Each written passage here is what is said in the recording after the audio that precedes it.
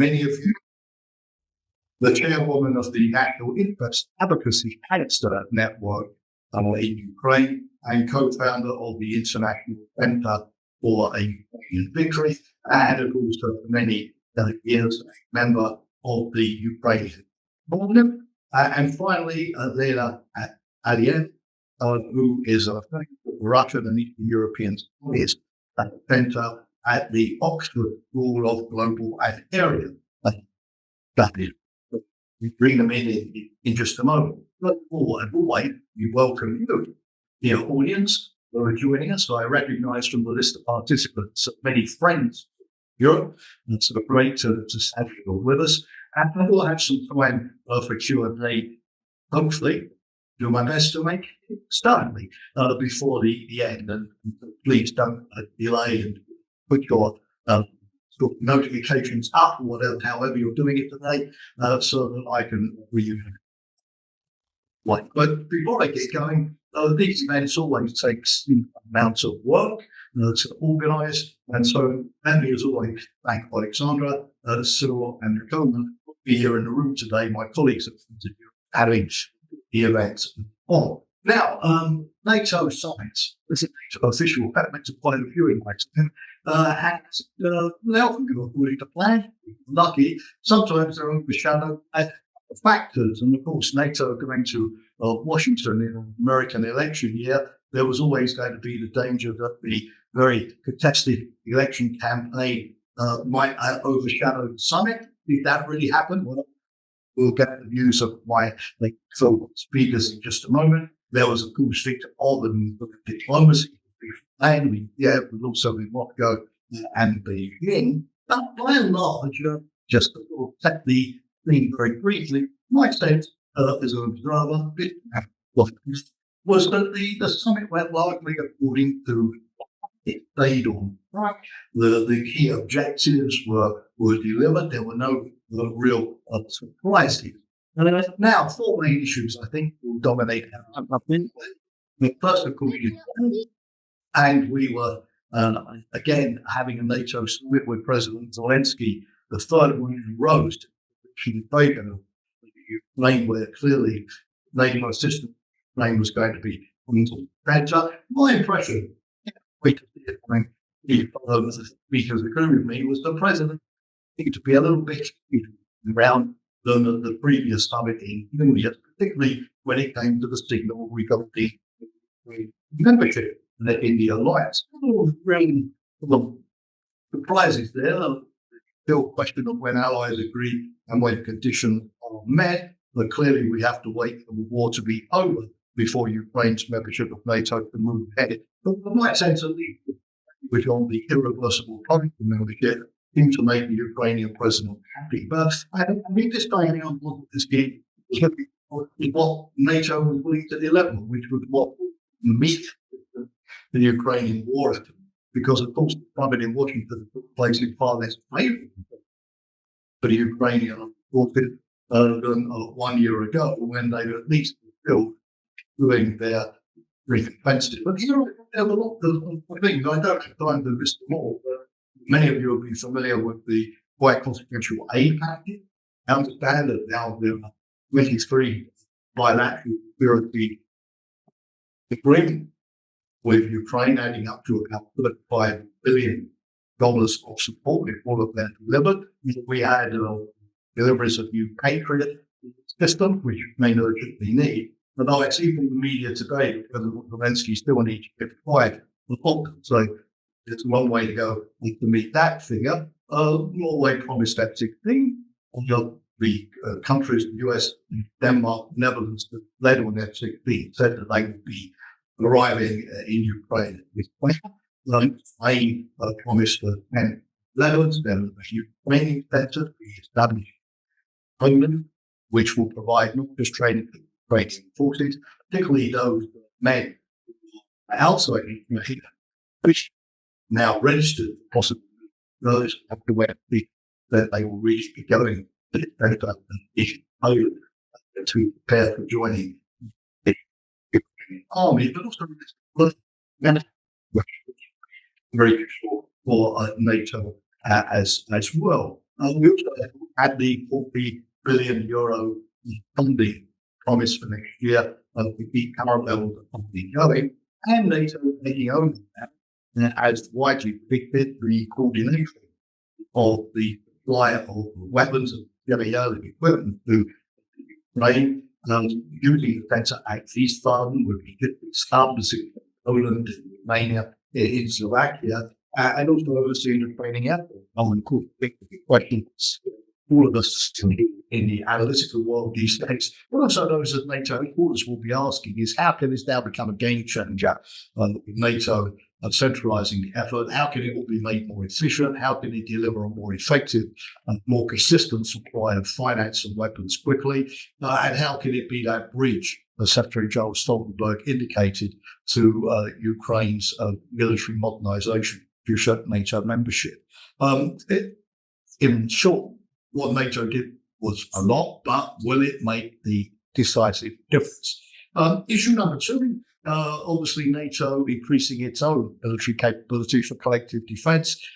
There are a lot of things announced in Washington last week. To go through them would probably take a whole hour of our briefing today.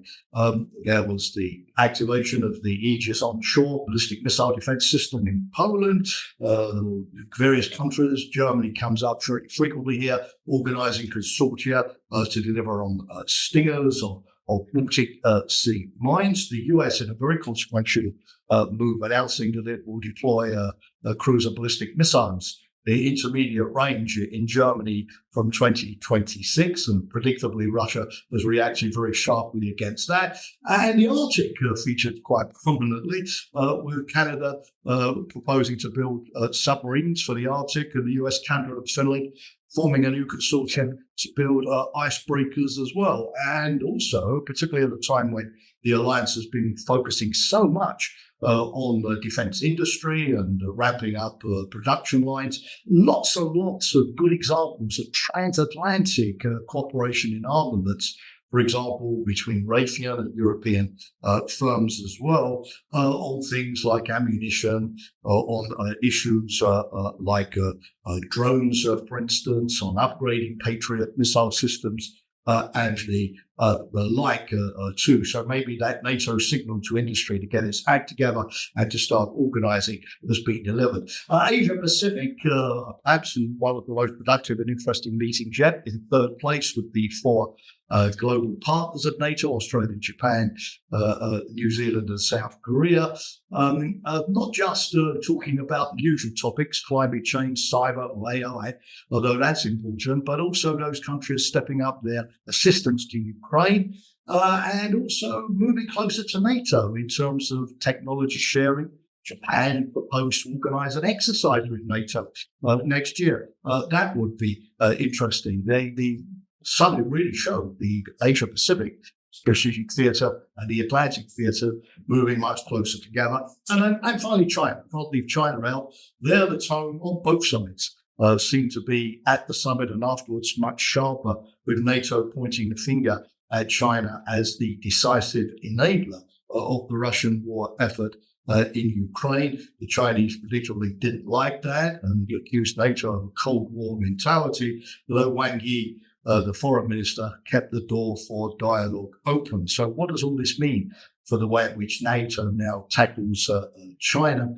And does it mean that China and Russia increasingly are seen together as a kind of enduring partnership, or can NATO still develop a separate track? So in a nutshell, as I turn to our three guests today as speakers to say if they disagree with me sharply or agree with me, I would say that probably this was not that's the greatest summit in history for one single headline, like, big enlargement or big new strategic vision being produced. It was more of a building block summit in which lots and lots of things in terms of implementation of previous policies were going ahead in various different fields, but also showing, NATO getting down to the nuts and bolts of delivering what it has promised. It was a 75th anniversary summit, but without much time for looking backwards or for history, there was simply too much to do. So, questions. Will the help to Ukraine be enough? Will all of these announcements for arms projects actually materialize? How will the Asia Pacific and Atlantic theatres really come together? And will NATO be, if you like, the link between the two in the future? How will NATO work with the EU, which was at the summit, although Ursula von der Leyen wasn't there? But clearly, how will that relationship be organised? The summit in Washington was probably too early with the new EU leadership to let us know too much about that. But I certainly think it's going to be a key topic with Mark Rutte as the incoming Secretary General for the summit in The Hague next year. And how will NATO manage the challenge of China at a time when the summit seems to point to a tenser relationship between the two? And I haven't even mentioned the US presidential elections in November and what the consequences for NATO will be there, although I'm sure that's going to come up in discussion. So anyway, that was my particular take, but it's more important for me to now ask Val Gargona Zanelli, first and foremost, as I give her the floor, to say if she thinks I got it right or if I'm totally wide of the mark. I won't be offended in either case, Val. The floor is yours.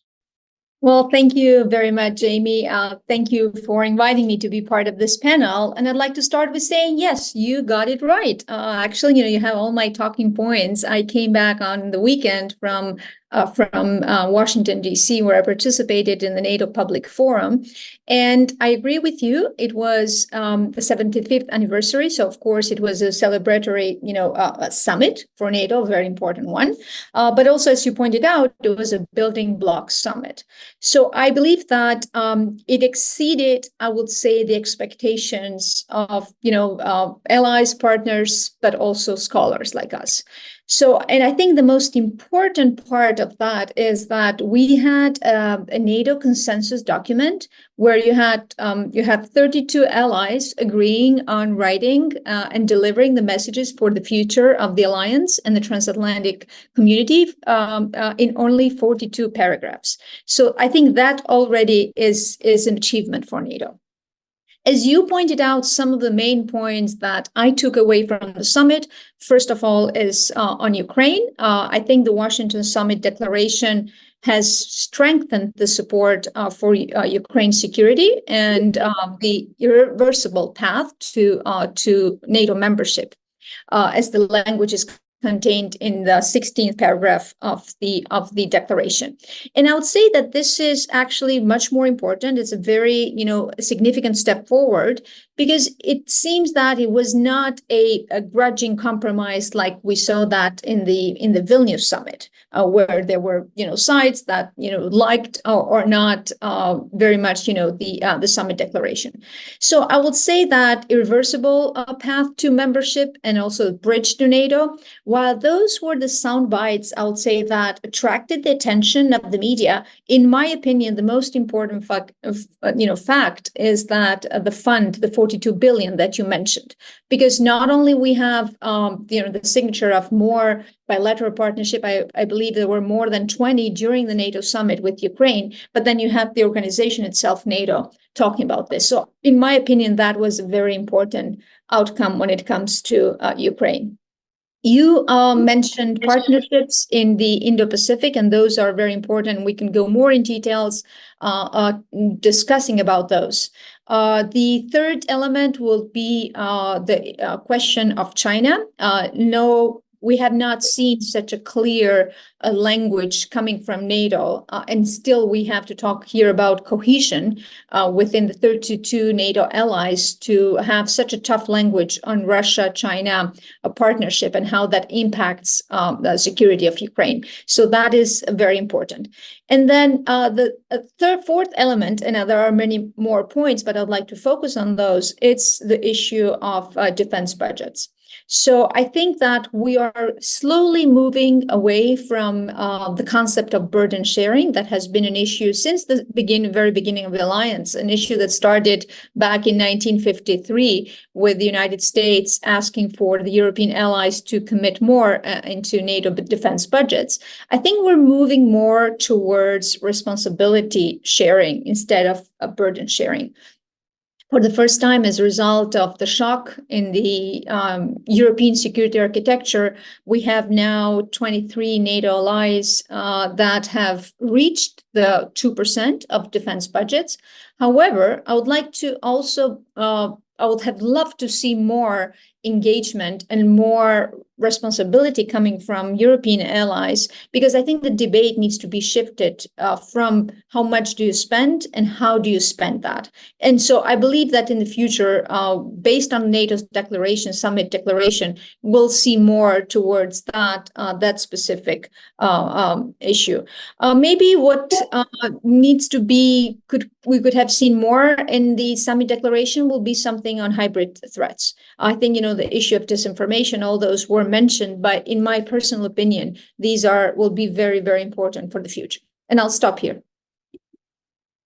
Well, thanks very much. Thanks for being very concise. I like the idea of more responsibility sharing. We're spending a lot of money. The question now, of course, is how do we spend it productively and wisely? Because defense, as you know, is an area where it's very easy to lose a lot of money quickly and not get as much as you hoped out of it. So how can they ensure that the money is spent productively? That's a good point. And of course, yes, the hybrid stats, the resilience. As I said, I think maybe the absence of the EU from the policy discussion, as it were, this time around, the EU doing so much on resilience, Chinese investment, supply chains, all of these things means that maybe that's a topic that should be featured more next year. But as you know, with the Asia-Pacific countries, disinformation, cyber, AI were very much there. So we'll see how that cooperation proceeds. But Val, thanks a lot for your take. So now we go for a Ukrainian perspective, which we have to have because so much of the summit was for Ukraine. So did Ukraine get what it wanted? Can it be a real game changer? What was missing? So Hannah, please, you are a well-known commentator on all of this, and you're known for your very frank speaking style. So I counsel you to be you right now and to give us your analysis. Hannah, hopefully you're there. So over to you. Yeah, you're there. Thank you for having me. I just returned to Kyiv. And the situation here is with electricity is not so good. They just switched off, and I hope I will not disconnect during my speech. So honestly saying, there are no celebratory mood because Russia on Monday before the eve of NATO summit, Russia destroyed. Can you hear me now? We can hear you, Hannah. It's breaking up a little bit, but carry on because we can't afford to miss you. So keep going, and we'll just hope that the connection stabilizes. Yeah, so it's hard to say that connection will stabilize because they just switched off the electricity. So, but I try to do my best and to tell that no celebratory mood during NATO summit because Russia attacked critical energy infrastructure daily, and also Russia destroyed a children's hospital of Madrid, when, as you know, not just this hospital and another hospitals. So Ukraine is the first country to face full-scale cyber war, and actually every day attacks with ballistic missiles. If you ask Ukrainians, do we satisfied with the weapons we are receiving from our strategic partners from NATO countries? Of course not, because Ukraine needs to have parity with the enemy in weapons and ammunition. And as you saw, that North Korea alone provided more shells and ammunition to Russia than the European Union and G7 countries managed to supply Ukraine. So we still are working on Western superiority in Ukraine, and we do hope that F-16, more anti-air defense systems, and also the project we are focusing on now, it's an air defense shield as a way to help Ukraine to protect western part, several regions of Ukraine from Russian missiles, because we expect around 3-4 million of Ukrainians, which might leave the frontline communities in several regions like Kharkiv Oblast, Kherson, Mykolaiv, Sumy, Odessa, seeking more secure place. So coming back to NATO, of course, we expected to receive more ambitious agenda, and that Ukraine will not be compared with the breach, because previously, for many years after the Soviet Union collapse, Ukraine was considered as the buffer zone for between Russia and NATO and European countries. So this is why the wording of breach and the language wasn't so good for us. And also, of course, we understand that only Ukraine's invitation to NATO will give Europe and the world real chances to restore security, which is currently under threat, not just because of Russian aggression, but also because of axis of evil states. And this is good that in NATO final declaration, we've seen the statement on China, because China is supplying Russia with machinery, 70%, also with microelectronics, 90%. So China took the side of Russia in the war in Europe and aggression against Ukraine. So this is really important. But if you ask Ukrainians also, which are preparing for winter on the daily massive ballistic cruise missiles, kamikaze drones, are we satisfied with the support we are receiving? So we could say we want to see the victory strategy for Ukraine. And unfortunately, a NATO summit, and also there is no clear strategy from White House, victory strategy. Because many leaders, they were proud of saying, we stopped Putin. But we want to hear, we push back Putin. And we are not afraid to defeat Russia, to defeat Russian imperialism. And we are not afraid of many different scenarios which could happen after Russian military defeat in Ukraine. So this fear of escalation, fear of Russian defeat, which might trigger Russian disintegration. So this was in the air during the NATO summit, and it seems like the US administration remains committed to manage Russian aggression against Ukraine in such a way that it would result in a negotiated settlement or some kind of ceasefire. For me, I remember 2014 when Russia invaded Ukraine with the attempted illegal annexation of Crimea. At that time, many foreign partners were telling us, don't ask lethal weapon, only political diplomatic solution. Only peaceful settlement with Russia might work. But after 8 years, from 2014 to 2022, when we were a hostage of this peaceful settlement approach, we ended up with the full-scale war, and Russia is committing a genocide because what's happening daily, war crimes, crimes against humanity, Russian nuclear blackmail with the occupation of the biggest nuclear power plant in Zaporizhia, ecocide.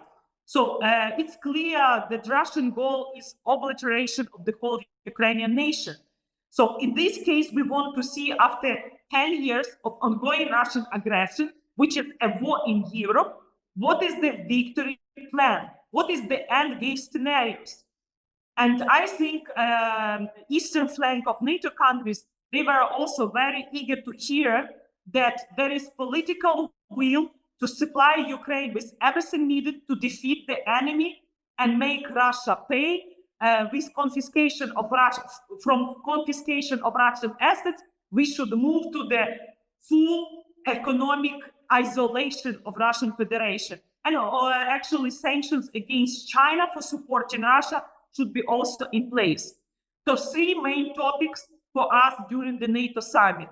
First, it's more anti-air defense systems. It's great to get the news announcement of more anti-air defense systems which are coming, but the issue is the timeline.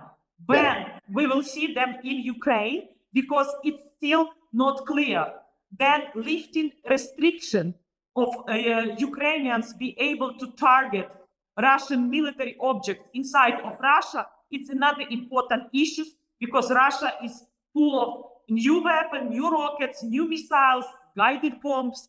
So we need to have this political commitment. And also Poland and Romania should help us to close the sky or to protect Odessa, Romania in Black Sea, and Poland, Western Ukraine, that we are prepared more for winter season. So NATO, I do believe Ukraine will become NATO member and it will make alliance stronger. And this is great that this time there was focus on Indo-Pacific, because I think Indo-Pacific theater is interconnected to what's happening in Europe, and also geopolitical importance of Ukraine defeating Russia is so important to prevent new attacks on sovereign states in other parts of the world. So I stop here and ready to answer on your questions. Thank you very much. In fact, it did get better. So thank you for persevering. Of course, we in the West, particularly working institutions, always tend to see our meetings as the glass at least is half full. I fully understand, though, that if you're on the ground in Ukraine suffering the impacts of these terrible Russian attacks, the glass will always look rather half empty. So I understand where you're coming from. But what you say about lack of a clear victory plan, I think that's a good question for maybe some members of our audience to address. The idea of air defense is crucial. So is the assistance to enough out to get things moving faster? That's always an issue. And the interesting thing about the scope, the authorization to use Western missiles to target Russia directly, not simply the Russian forces massing on the border, but the Russian war supply chain as well. And I know that there wasn't a lot new that occurred on that in Washington. Equally, the Polish suggestion of intercepting Russian missiles over Ukraine itself. So maybe we'll get some views on why those things have not been accorded yet as we go to the questions. But Hannah, thanks very much for joining us. So please stay there because there'll be questions to you coming up very soon. So final speaker today is Lena. Lena. Lena, I know you've joined us, but I can't see you on the screen. So, good. The technology is working. There you are. So you've heard the three of us already. Hopefully we've left plenty though for you still to say yourself. So the virtual microphone is now yours. Thank you so much. I really appreciate this briefing and the invitation. I also basically agree with what the previous speaker said. So I will not repeat the positive outcome of the summit, but I would like to say that there is still the basic problem left. So how to provide the security of the state, which made its critical and highly risky choice to integrate in the West, but it's just at a certain stage of reforms and bordering aggressive neighbor. Because it's exactly at this stage when such country is the most vulnerable to the ill-driven leaders of the revanchist neighboring states. So this question is extremely important to be answered more clearly and most importantly in time. Because Ukraine war showed that the pro-Western choice for the neighborhood has extremely high cost price, counted in hundreds and thousands of lives. So main conclusions, the neighbors do. So you have to rely on yourself in these situations because nobody is going to fight for you. So what do you do in such situation? In the hybrid or semi-authoritarian regimes, you intend to balance in favor of regime security, of course. But at the moment, for instance, in the neighborhood, in the South Caucasus, all three states decided to balance. They balance the interests of the big powers and mainly in the soft power field. So economic with China, politics with Russia, communications with Iran, hard power might be with the other actors like Turkey, etc.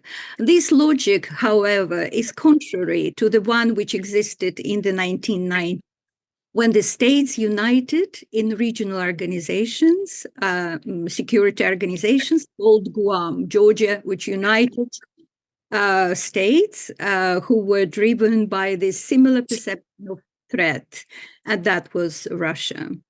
So these were, I think, for the time being, for me, is the most important matter. The Ukrainian case is not unique, might not appear to be unique. There are other countries which might in the future do similar steps. And the problem is, how is the international community, first of all, NATO and EU, react to the direct threats to the countries who made a choice in direction of the West and democratic reforms. Here I will stop.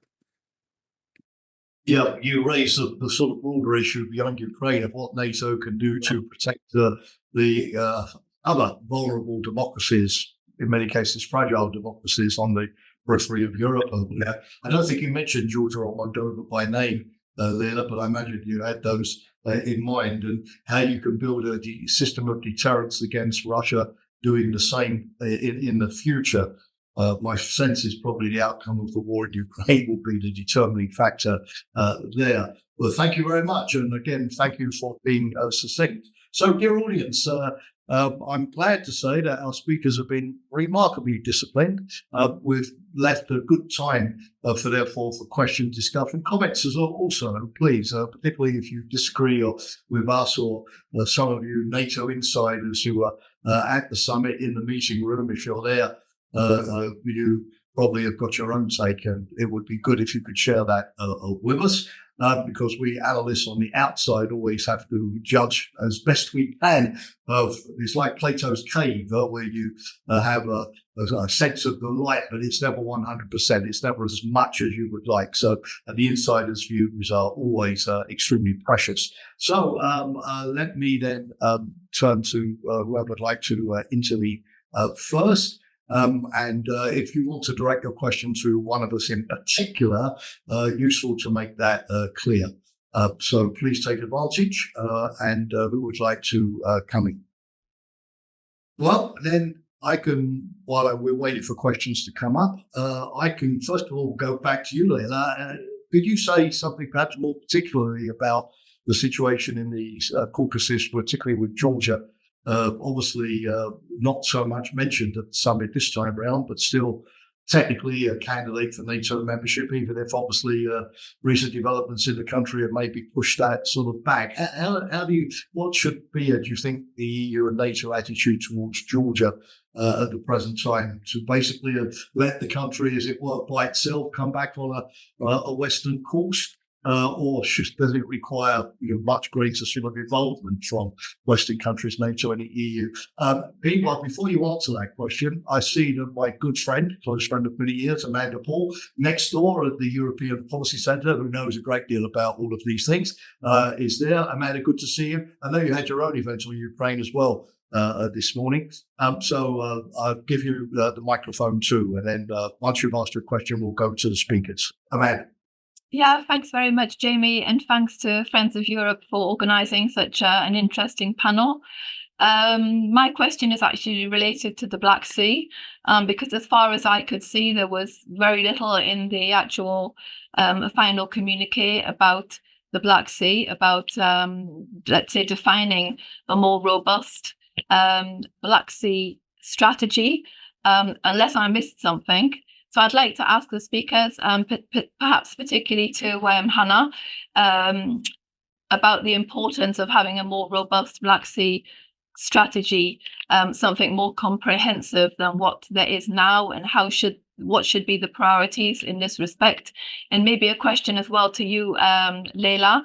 Could you say something about the situation in Armenia? Because of all the countries, I mean, this is an evolving foreign policy story. I mean, Armenia is now having partnerships with India, with Greece, and with France in terms of strengthening their security alliances. How do you view this? Man, thanks. I even saw in the news yourself that it's going to do a sort of exercise with the United States in coming days. Interesting the development. President Erdogan, who normally sort of talks a lot about Black Sea and a lot of these issues, unless I'm mistaken, but just looking from afar, he seemed to have a relatively quiet summit this time round, whereas in previous occasions he's been rather a dominant figure. Is that particularly true? Maybe Val, you being in Washington, might comment also on what Amanda asked about the Black Sea. But anyway, Leila, over to you first regarding Georgia and Amanda's question on Armenia and anything on the wider Black Sea. How did you feel it was treated? I would like also to touch upon the issue of the wider Black Sea, because 20 years ago, I was part of the project, which was called the New Euro-Atlantic Strategy for the wider Black Sea region. And we published a book just before the Istanbul, to be presented at the Istanbul Summit, 18th Istanbul Summit. This project was led by and you could tell, because both Central Asia and South Caucasus were mentioned in the communique at that time, you can see that there is quite a difference in the threat perception, in the perception of the actors, and importance of various regions, which happened during these 20 years. I would like also to quote Ron Asmus, who said a very interesting thing. Isn't that possible to imagine another redefinition of our understanding of Europe unfolding over the next decade or so, in which the inclusion of Turkey, Ukraine, and the South Caucasus gradually becomes increasingly natural? Might not our current sense of Europe's limits also seem quite artificial in a decade or so? 2 decades passed. Unfortunately, these seem to be a very optimistic view, but I do believe it's temporary. I also believe it probably less intense engagement with societies in these countries.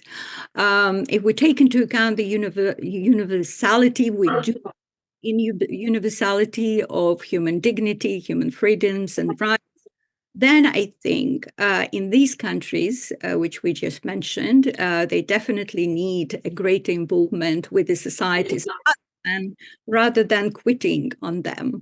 Regarding the question of Amanda, thank you, Amanda, for the question.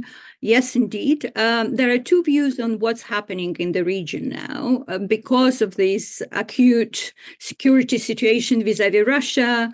I think there is a general trend of balancing. So everyone is balancing. Georgia is balancing, Azerbaijan is balancing, and Armenia is balancing too, balancing away from its 200 years of dependence on Russia. So one approach. The other approach is really what I call article decolonization of the conflict in the region. Of the conflicts is that in Armenia you have this a great shift from the agenda or security paradigm, which was in a sense a continuation of colonial legacies. And Pashinyan is doing a major revision of this security paradigm, which calls for the establishment of a good relationship with neighbors without making any sort of claims regarding territories and other things. So I think, but much depends, of course, on the behavior of the neighboring states. So Azerbaijan should probably use more tactic, more peace-oriented tactic, more the rhetoric, and the efforts should be much, I think, from both sides, much more peace-oriented and compromising. So I think one issue should be aware of, that the Western actors should not replace the patronage of Russia for Armenia. What should be done is the encouragement of the awareness and behavior of the states in the region as independent subjects of international relations. And I think that's where we might come to the right conclusion. Thank you. Okay, thanks, Lena. And Hannah, Amanda also asked you if you would like to comment at all on the Black Sea. Of course, a major Ukrainian strategic interest with a lot of activity there. But did you feel that there should have been a specific Black Sea sort of dimension to the summit? Hannah, you still with us? Yes. Can you? Hannah, you are. Yes. Great. Yes, I think this is one of the most important issues, the Black Sea. You know that last year Russia detonated Kakhovka Dam, which also costed us, it's an act of ecocide, but also lives of about 400 million people around the world depend on Ukrainian food export. Shipments via the Black Sea, despite threat of attack from Russian Navy, demonstrate Ukraine's determination to maintain its role as an international aid provider to other nations. So in total, 10 vessels with 200,000 tons of grain have already been shipped to Somalia, Ethiopia, Kenya, Yemen, Sudan, and actually grain from Ukraine program, it's contributing to food security in different countries, including Egypt, Algeria. So it's, I think, really very important. And our President Zelensky announced that Ukraine will finally adopt the maritime security strategy because the Black Sea is so important for global food supply.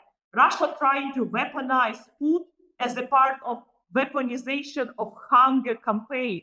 It's the same tactics that a century ago, during the Soviet Union, Stalin organized man-made famine against Ukrainians, Holodomor, a genocide. So now we demonstrated using maritime drones and how we destroyed 30% of Russian Navy presence in the Black Sea. And let me also say in this regard that innovation in the defense industry and defense tech already changed the course of the war and diminishes Russia's capacity to wage its war of aggression. This includes drone, electronic warfare, robotic systems, and the use of artificial intelligence. So our Ukrainian army of drones, our naval drone technology have proven their effectiveness in the protecting Ukraine from Russian terror. But I think we still need help because what we keep hearing from Western allies, that Russia modernized its maritime drones, and soon they will be launched a new drones where they will put mines to actually to block the roads which we are using now to export grain. Now is the harvest season, and it's really important not to allow Russia to mine the Black Sea roads which we are using for export. So this is why we are ready to work with our partners to find a legal solution to allow Western warplanes to intercept Russian missiles over Ukraine in the Black Sea, while there are not enough air defense systems to protect critical infrastructure, especially ports in the Black Sea, in Odessa, and especially those critical infrastructure, which is vital also to energy security of NATO states. So I think we have to support, we expect that NATO countries, especially in the Black Sea, will not allow Russia to control the Black Sea, considering the Black Sea like a lake of Moscow. So demilitarization of Russian Navy presence in the Black Sea for security, food security, and exporting grain and other agricultural commodities is so crucially important for all of us. And Thanks, Hannah. Sorry to cut you off. You made very important remarks, and thanks for drawing our attention to the Russian mine issue for those grain navigation routes. That's an interesting aspect. But we've got a few other people up, and in the time limited, I want to bring them in. First of all, I recognize a trustee of Friends of Europe, Stefan Fuller, former EU Commissioner and Czech Ambassador to NATO. So, Stefan, good to see you on the screen. The floor is yours, please. Thanks a lot, and Jimmy, dear friends. I cannot be more frustrated, and that covers also the result of the NATO summit. Can I share with you sort of the 3 points? But first of all, I mean, for you to really understand the reason of my frustrations, one of the important regions for us is Central Asia. Do you know that for the last 3 or 4 months, we are in the European Union unable to agree on the timing of the first formal summit between the European Union and Central Asia? Why? Because of some political disagreements? No, because of the reasons, I mean, I don't want even to mention here, okay? I'm talking about this because, and that's sort of leading me to the second point. We are good in proclamations, you know, defining our values and so on. Jesus, there is so many inconsistencies sort of behind this in delivering on those issues. I really like to see after the European elections, the European Union, and that goes even for NATO, that we go through some kind of reflection point, because most of, at least a lot of what is happening is the result of not necessarily some vicious politics coming from the Kremlin, but the lack of our consistency in promoting our own sort of goals. And that brings me to the third point, how to go forward. Because I agree with those saying that by not winning, we're actually losing. We're losing every day. Number of the Ukrainian soldiers in particular, but also civilians, civilian infrastructure, and so on and so on. I still believe there is a lot of space and need to raise the stakes from our sides. It's not declaring the war to Russia, but you know, Putin is good in drawing the red lines, but he is not consistent in delivering on them or imposing them. We are not even putting these red lines forward. Okay, so I think there is a lot, I mean, we can do, raising the stakes, but at the same time, and this is very important, at the same time, to open a diplomatic channels on you know, looking for the way out. And to all those who are saying it's impossible now and there are no ideas, no, there are a number of the ideas we could play with. But it will not work if we do not at the same time sort of raise the stakes. And there was one reference about the NATO involvement. I think this is the issue we need to discuss because I like to see the NATO and NATO member states to play a bigger role, particularly protecting the civilian critical infrastructure and the civilians against the attacks. But it must be very clear that if we do so, the Ukraine should be limited in reaching out the Russian legitimate targets on the Russian territory. One could have the involvement in protecting the Ukraine, and we have to, at the same time, of course, to watch that the NATO is not being dragged in the conflict in Russia, at least not at this stage. Sorry for inconsistent remarks, but the frustrations is very high, as I do not really see very clearly the way forward. Okay, so thanks for being your usual frank self, and the couple of points that Hannah was making that you know, there's more that you can do to be effective without seeing the Rubicon of NATO becoming directly involved in the war.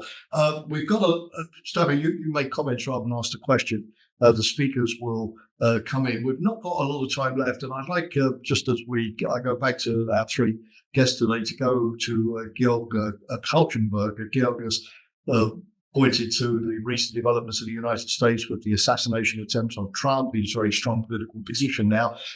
During the Washington summit, his advisors, who I don't know how much influence or status they have, but were saying that they've given the former president, maybe future president, a detailed peace plan, which is sort of oven baked and ready to go. I know that there's a lot of skepticism among NATO governments about the feasibility of that. But if I, Val, can come back to you, you were there, you were in Washington all the time, and you're there observing the summit closer than we were last week. But what would you sense is the mood of Republicans? I mean, J.D. Vance's nomination as the vice presidential candidate has worried a lot of people here in Europe because he has not been a great supporter of aid to Ukraine, at least in recent congressional debates. He held up package in the Senate for a while. So is that mood doomed to justified? On the other hand, there were Republicans like Mike Johnson, the Speaker, last week, not being entirely happy with everything that NATO does, but, being quite supportive of Ukraine and NATO. So you may also want to pick up some things about what Stefan was saying about, are there more steps that could be taken? You've got to obviously increase the risk, but no risk, no gain, right? Which could be more effective. So bring it back in, Val, maybe pick up Stefan's points and also the points that Gil raises about the peace plan and the mood within the Republican Party and where it's likely to come out after November. Well, thank you very much, James. And now, Jamie, and really a very good conversation. So I think there are a couple of points that I'd like to pick up.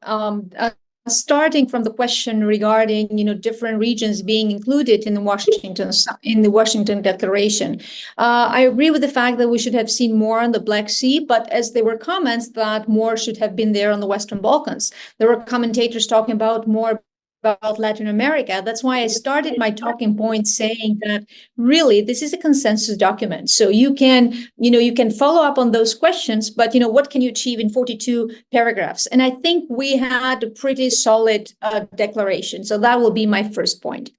The second point, I agree with Stefan, but I will say that what NATO needs more for the future, the allies, because NATO is made of those 32 allies and of course the partners, is that also it needs a bridge from concepts that we're seeing now, new ideas as a result of the new security environment, world security architecture, and also operationalization. So how do you go from concepts to operations?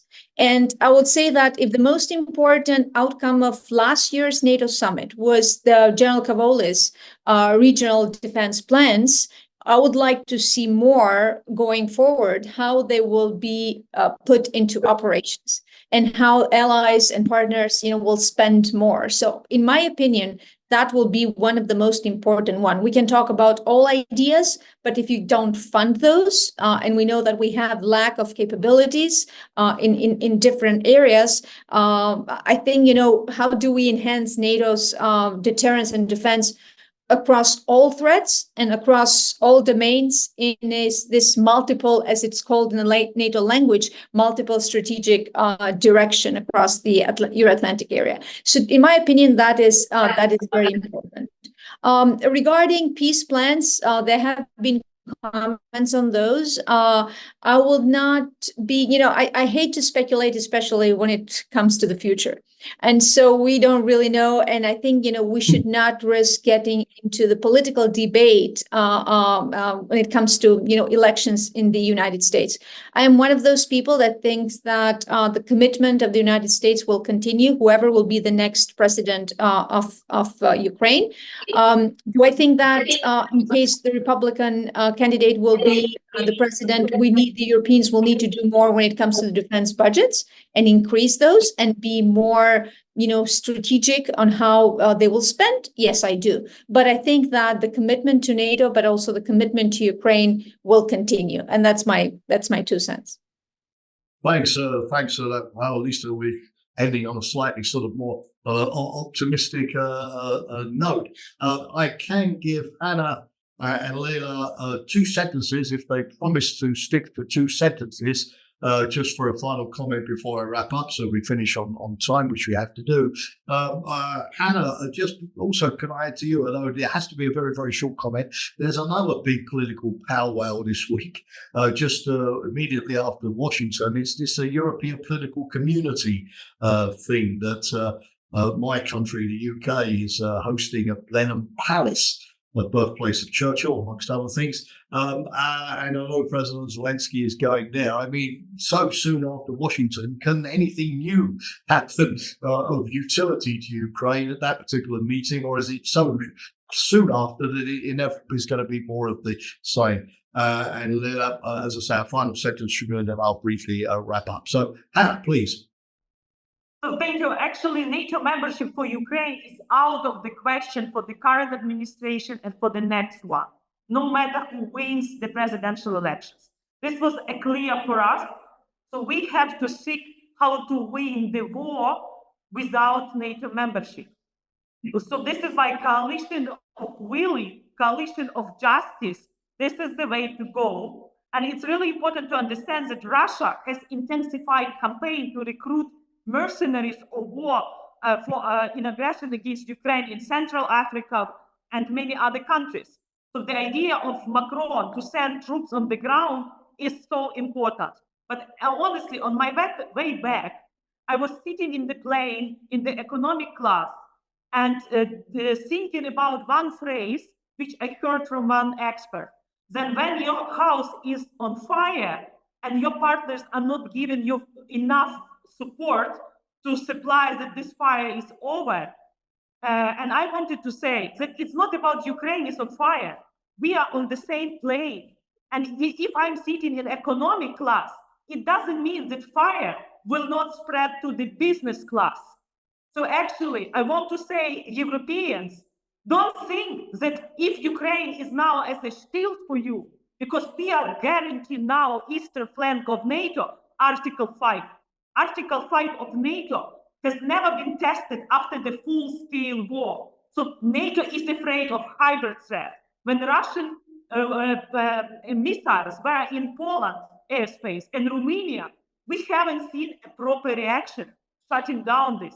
So NATO is afraid of Russia because NATO has Ukraine, but Ukraine cannot be shielded forever.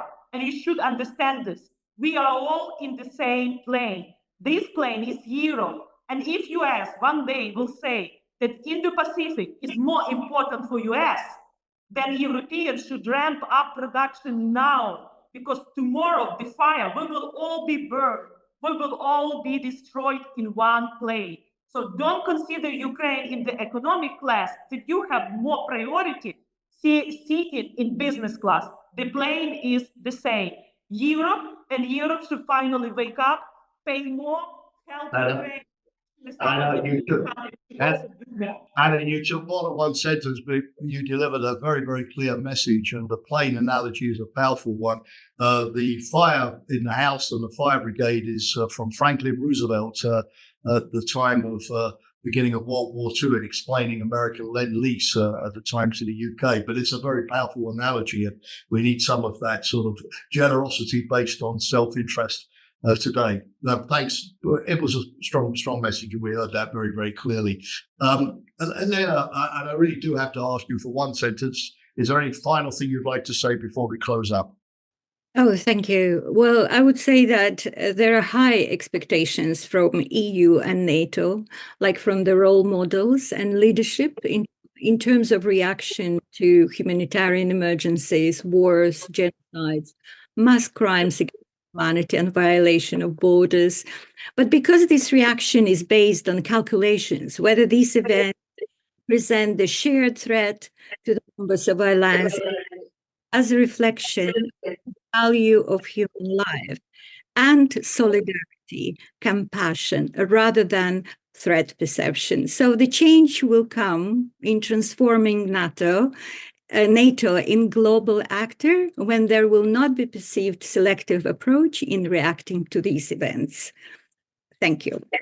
Thanks very, very much. Well, dear audience, we're finishing on time. Thanks very much for joining us. Obviously, a big thanks to the three speakers for joining me today.